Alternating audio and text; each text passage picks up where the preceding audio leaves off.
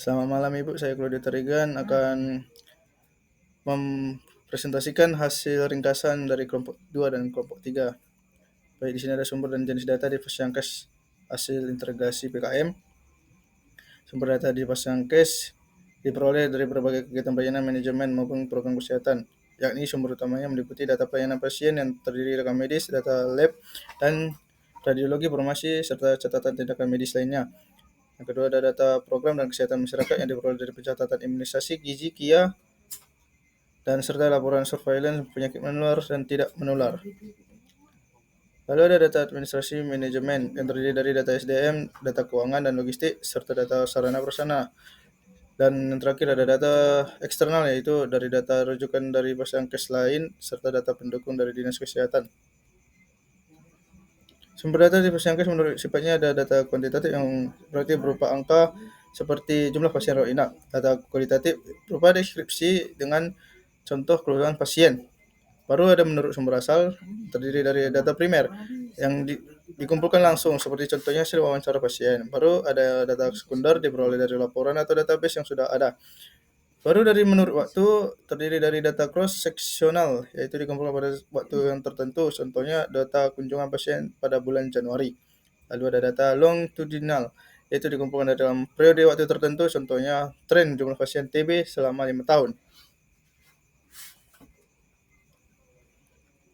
Program kesehatan masyarakat mencakup berbagai macam, yang misalnya KIA, imunisasi gizi, dan lain-lain, yang bertujuan sebagai menghindari duplikasi pencatatan dan pelaporan, memperoleh gambaran kesehatan masyarakat yang lebih komprehensif, mendukung perencanaan, monitoring, dan evaluasi program kesehatan secara menyeluruh.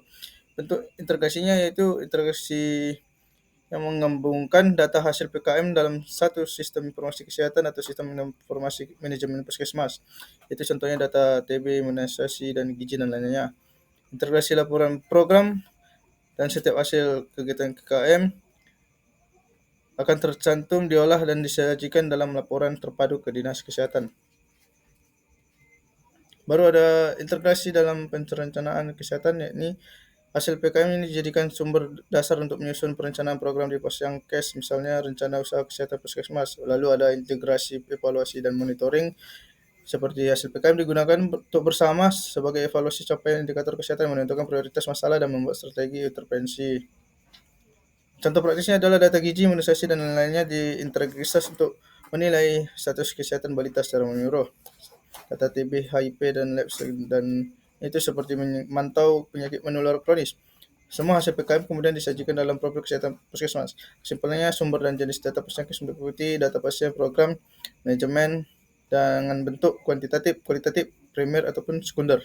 Integrasi dari PKM ini penting untuk menghasilkan informasi kesehatan yang lebih lengkap, efisien, dan mendukung pengambilan keputusan di bidang kesehatan masyarakat. Contoh soal pertama, seorang petugas rekam medis di rumah sakit sedang mengumpulkan sumber data pelayanan kesusian. Ia menemukan beberapa data berikut: rekam medis surat jalan, catatan imunisasi balita, data lab, laporan surveillance TB. Berdasarkan kasus di atas, manakah yang termasuk pelayanan pasien? Jawaban yang benar adalah A, rekam medis rawat jalan, karena termasuk data dalam pelayanan pasien seperti rawat jalan, rawat inap, dan IGD. Soal yang kedua, seorang peneliti ingin mengetahui tren jumlah pasien TB selama 5 tahun terakhir di sebuah rumah sakit. Data yang digunakan di pelaporan bulanan rumah sakit yang sudah tersedia di database. Berdasarkan kasus tersebut, jenis data yang digunakan adalah, jawabannya adalah A, data kuantitatif, karena data berupanya angka yang bisa dihitung. Soal yang ketiga, seorang petugas puskesmas diminta untuk menyusun laporan hasil PKM yang meliputi cakupan imunisasi, jumlah kasus TB, status gizi anak. Agar laporan lebih efisien dan tidak terjadi duplikat, petugas menggabungkan seluruh data tersebut ke dalam sistem informasi kesehatan. Jadi berdasarkan kasus data, tujuan untuk integrasi hasil PKM adalah, jawabannya adalah A, menghindari duplikasi pencatatan dan pelaporan, karena sesuai tujuan integrasi dari PKM agar pencatatan dan pelaporan tidak tumpang tindih. Kita masuk ke pengumpulan dan metode pengumpulan data. Pengumpulan data ini adalah proses pengumpulan variabel secara sistematis dan berulang untuk menjawab pertanyaan penelitian, menguji hipotesis, dan mengevaluasi hasil. Metode pengumpulan data dibagi atas. Yang pertama, wawancara, yakni interview. Bertanya secara tanya jawab langsung dengan pasien atau tenaga kesehatan. Jadi bersifat terstruktur, semi-struktur, dan tidak terstruktur, dengan tujuan menggali informasi medis yang mungkin tidak lengkap dalam dokumen rekam medis. Kelebihannya ini mungkin peneliti dapat pemahaman yang lebih mendalam dan nuansa tentang objek, serta memungkinkan fleksibilitas dalam pengambilan data serta penjelasan keterbatasan wawancara, memerlukan waktu dan sumber daya signifikan dan mungkin subjektif karena tergantung pada keterampilan wawancara peneliti. Kekurangannya adalah biaya yang sangat tinggi, bias pewawancara, dan efek kehadiran dan kesulitan dalam generalisasi. Yang kedua ada kuis observasi. Observasi ini adalah metode efektif untuk menilai kelengkapan, kualitas, dan proses perencanaan data rekam medis di lapangan, misalnya dalam pengisian formulir atau penggunaan sistem rekam medis elektronik. Kelebihannya ini memberikan data objektif dan tidak berpengaruh oleh respon subjek yang berguna dalam situasi dimanapun yang sulit diwawancarai dan memberikan informasi yang sesuai. Keterbatasannya mungkin memerlukan waktu yang lama, terkadang sulit untuk menginterpretasikan observasi dan mungkin tidak menggali alasan baik perilaku yang diamati. Kekurangannya, observasi ini tidak subjektif dan bisa membuat subjektif dan bias observer atau tidak netral dan memihak. Lalu terjadi observer effect atau di mana subjek merasa dewasa dan berubah perilaku agar sesuai dengan ekspektasi. Yang ketiga, waktu dan sumber daya yang cukup terbatas dan memakan waktu serta tenaga yang cukup besar.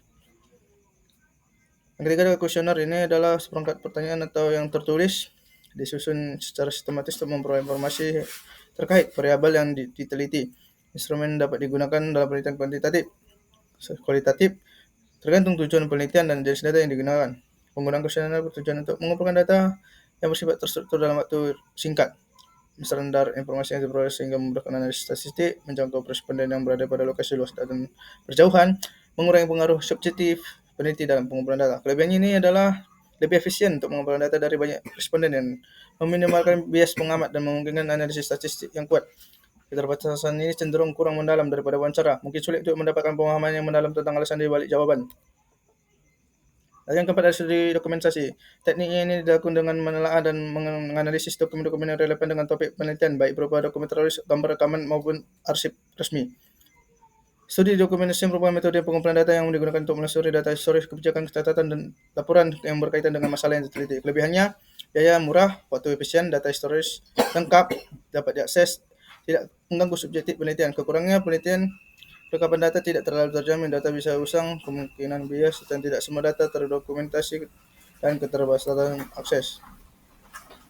Selanjutnya ada EV, ini metode pengumpulan data melalui pengukuran yang dilakukan dengan memanfaatkan instrumen atau alat tertentu yang memperoleh data kuantitatif secara terukur secara objektif. Contoh soalnya ada yang pertama, seorang peneliti ingin mengetahui faktor yang mempengaruhi pengetahuan pasien TB dalam menjalani pengobatan. Untuk itu ia melakukan proses pengumpulan informasi melalui wawancara dan pengukuran kadar obat dalam darah pasien secara berulang agar bisa menjawab pertanyaan peneliti dan menguji hipotesis yang diajukan berdasarkan kasus tersebut. Kegiatan yang dilakukan peneliti termasuk ke dalam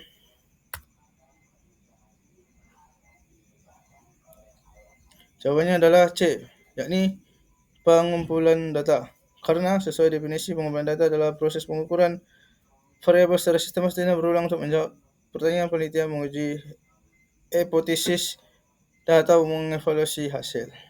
Baik Bu, sekian dari pemaparan hasil PPT dari kelompok 2 dan 3. Terima kasih Bu.